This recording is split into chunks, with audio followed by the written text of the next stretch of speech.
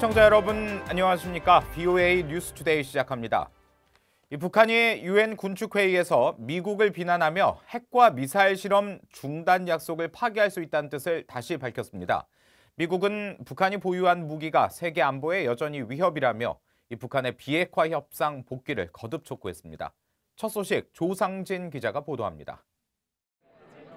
스위스 제네바에서 열린 유엔 군축회의에서 미국의 로버트 우드 군축 담당 대사는 핵과 대륙간 탄도미사일 ICBM 발사 중단 약속에 더 이상 얽매이지 않겠다는 북한 대표부의 발언에 대해 우려를 표했습니다. 그러면서 북한은 2018년 싱가포르 회담에서 한 김정은 위원장의 약속을 지킬 것을 거듭 촉구했습니다. My hope is that they're not talking about moving away from that agreement that was reached between President Trump and Chairman Kim in 2018. 앞서 북한 대표부는 이날 오전 회의에서 미국은 아무런 상응 조치를 하지 않았다고 비난하며 북한은 미국이 대북 정책을 포기할 때까지 전략 무기 개발을 계속할 뜻을 밝혔습니다. We have already warned that if the United States misjudges our patience, tries to enforce unilateral demand upon us and persists in imposing sanctions and pressure against my country, we may be compelled to seek a new path for defending our sovereignty and supreme national interests.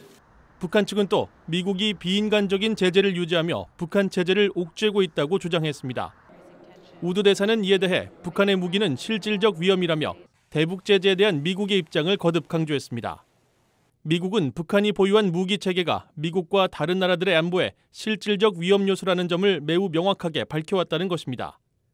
우드 대사는 그러면서 미국은 북한의 밝은 미래를 원한다는 점을 거듭 강조했습니다.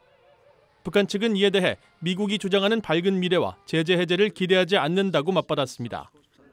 이런 가운데 유럽연합 순회의장국인 크로아티아 대표부는 북한의 비핵화 협상 복귀와 지속적인 핵실험과 탄도미사일 발사 중단을 촉구했습니다. 또 북한의 구체적 행동이 있을 때까지 유럽연합 EU는 대북 제재를 엄격히 집행할 것이라고 강조했습니다. VOA 뉴스 조상진입니다. 미국 국방부가 한국 정부의 호르무즈 해협 파병 결정을 환영한다는 입장을 밝혔습니다. 데이비드 이스트번 미 국방부 대변인은 21일 한국의 파병 결정과 향후 미국 주도의 국제해양안보구상과의 협력 여부와 관련한 VOA의 질문에 동맹인 한국의 파병 결정은 국제해양안보구상을 지원하면서 중동의 항행의 자유에 기여한다는 점에서 환영한다고 강조했습니다.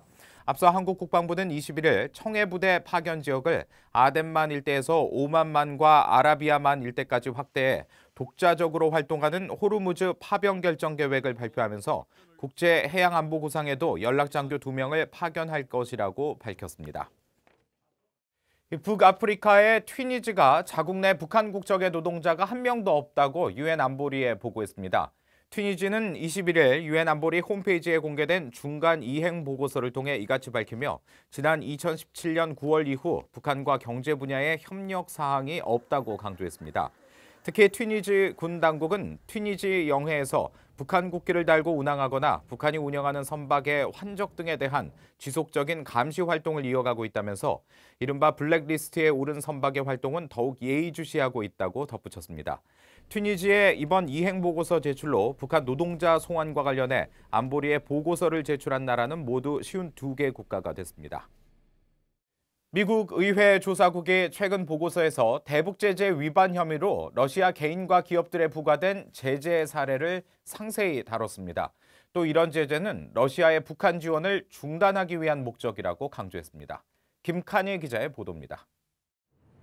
미국 의회 조사국은 미국의 대러시아 제재 보고서에서 트럼프 행정부는 그동안 북한과 무역, 금융거래 등 북한의 제재 회피를 도운 러시아인 등 최소 22명을 제재 대상으로 지정했다고 밝혔습니다.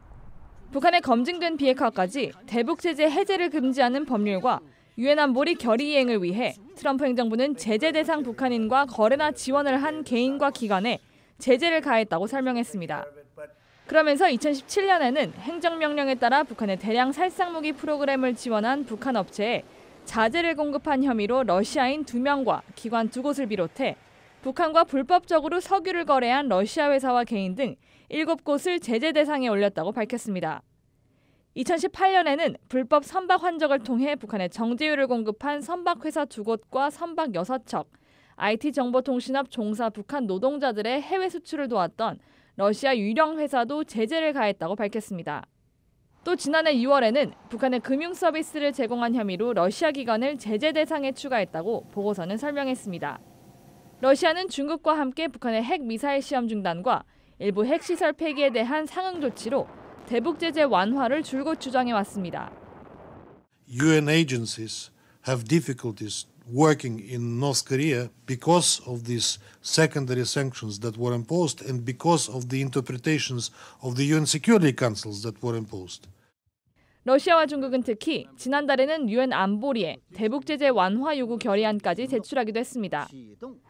미국 의회 보고서는 미국이 러시아에 제재를 가하는 목적 중 하나는 러시아의 북한 지원을 멈추기 위한 것이라면서 의회 내 대다수 의원들은 러시아에 대한 강력한 제재를 지지한다고 강조했습니다. VOA 뉴스 김칸입니다. 북한이 중국에서 발생한 신종 코로나 바이러스 이른바 우한 폐렴 감염 대응에 나섰습니다. 중국인 관광객의 입국도 일시적으로 금지했는데 이런 조치들은 북한이 전염병 확산 등 각종 질병에 매우 취약하기 때문인 것으로 보입니다. 안소영 기자가 취재했습니다. 중국 베이징에 본부를 둔 북한 전문 여행사 영파이오니어 투어스 웹사이트에 올라온 안내글입니다. 북한이 코로나 바이러스, 즉 우한 폐렴을 예방하기 위해 1월 22일 수요일부터 모든 외국인 관광객들에 대한 입국 금지를 통보했으며 자세한 사항은 추가로 안내할 것이라는 내용입니다. 북한은 외화를 벌기 위해 외국인들의 북한 관광에 집중하고 있지만 치사율 높은 우한 폐렴의 북한 확산을 막기 위한 불가피한 조치로 보입니다. 각종 질병에 대한 의료 기술과 약품, 예방책이 부족한 북한으로서는 사람들에 대한 출입 통제가 가장 효과적인 방법이라고 판단한 겁니다. 북한이 전염병 예방을 위해 외국인의 입국 금지 조치를 내린 건 지난 2014년 에볼라 사태 이후 6년 만입니다. 북한 당국은 중국에서 사스가 발생한 2003년에도 평양발 베이징행 항공 노선을 차단한 바 있습니다. 북한 보건성 측은 조선중앙TV와의 인터뷰에서 코로나 바이러스 전파를 차단하기 위해 세계보건기구 WHO와 협력하고 있다면서 각종 증상과 예방책 등을 소개했습니다. 이런 가운데 WHO도 다른 나라로의 추가 우한 폐렴 확산을 우려했습니다. More cases should be expected in other parts of China and possibly other countries in coming days. 국제기구들은 그러나 전염병에 취약한 북한의 열악한 환경과 질병에 대한 정확한 통계와 자료를 공개하지 않는 북한 당국에 불만을 제기하고 있습니다.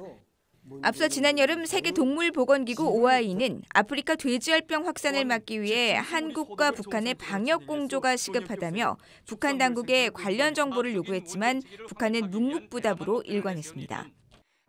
이번 신종 바이러스의 진원지인 중국에서는 우한 폐렴 확진 환자가 3만 명을 넘고 6명이 숨진 것으로 알려진 가운데 세계보건기구는 사람 간 전염 가능성을 경고하며 대책회의를 열기로 했습니다. VOA 뉴스 안소영입니다. 유럽연합 EU가 북한을 올해도 인도주의 지원 대상국에 포함시키고 다만 관련 예산을 사전 배정하지 않고 필요에 따라 제공하기로 했습니다. EU 관계자는 21일 VOA에 북한은 1억 1,100만 유로, 약 1억 2,300만 달러가 배정된 아시아 남미 지역 인도주의 지원 대상에 포함돼 있다면서 이같이 밝혔습니다. 이 관계자는 그러면서 유럽연합이 정례적으로 실시했던 대북 인도주의 프로그램은 2017년 중단됐으며 이후 비상시 필요에 따라 북한의 인도주의 지원금을 제공해왔다고 설명했습니다. 탈북한 한국군 포로 2명이 북한 김정은 위원장을 상대로 낸 손해배상 청구 소송의 첫 재판이 21일 서울중앙지방법원에서 열렸습니다. 원고인 한모 씨와 노모 씨는 6.25 전쟁이 끝난 뒤 한국으로 송환되지 못하고 33개월 동안 북한 탄광에서 강제노역에 시달렸다며 이 기간 강제노역 임금 1,100만 원과 정신적 피해에 대한 위자료 1,000만 원 등 각각 2,100만 원의 배상을 요구했습니다. 이날 재판부는 원고 측 변호인단에 포로 송환 거부와 강제노역을 불법 행위라고 볼 수 있는 규범적 판단 근거와 강제노역을 시킨 김일성 주석의 행위 책임이 김 위원장에게 상속된다는 원고 측 주장에 대한 설명을 다음 재판 때까지 해달라고 주문했습니다. 원고 변호인 측은 재판부가 원하는 직접 증거는 수십 년이 된 일이라서 입증하기가 쉽지 않지만 최선을 다할 것이라면서 이와 관련한 자료 요청을 꾸준히 국정원 측에 요구했지만 협조를 하지 않고 있다고 주장했습니다. 이상으로 VOA 뉴스투데이 마칩니다. 함께해 주신 여러분 고맙습니다.